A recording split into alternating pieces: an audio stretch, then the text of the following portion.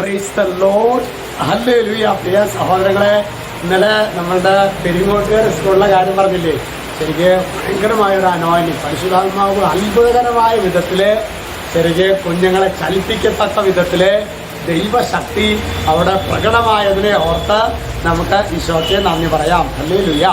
ഇന്ന് നമ്മൾ ധ്യാനിക്കുന്നത് നാളെ അല്ലേ, നമ്മുടെ വ്യാഴാഴ്ച നമ്മളുടെ ശുശ്രൂഷയാണ്. നാളെ ശുശ്രൂഷയ്ക്ക് വേണ്ടി സമ്പൂർണ്ണ ജപമാല ചൊല്ലി കുടുംബങ്ങളുടെ വിശുദ്ധീകരണത്തിന് വേണ്ടി വേഗം പ്രാർത്ഥിച്ച് വരണമെന്ന കാര്യം സ്നേഹപൂർവ്വം ഓർമ്മിപ്പിക്കുന്നു.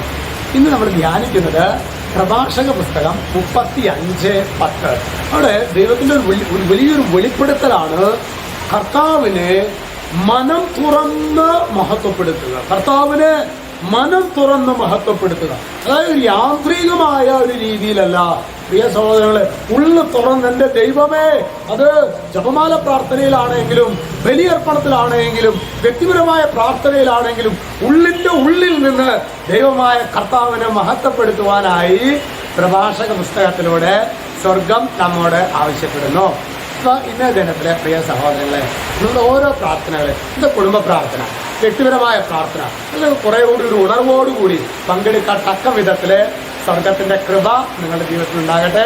നാളത്തെ ശുശ്രൂഷയ്ക്ക് പ്രാർത്ഥിച്ചൊരുങ്ങി നേരത്തെ, നമുക്കറിയാലോ 10 ആഴ്ചകളില് നമുക്ക് നാളെ 2ാമത്തെ ആഴ്ചയാണ്.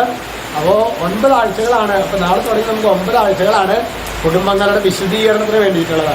കഴിഞ്ഞ ആഴ്ച പ്രകടമായ വിധത്തിൽ ദൈവം ഒരുപാട് കുടുംബങ്ങളിൽ കെട്ടുകൾ അയച്ചിട്ടുണ്ട്.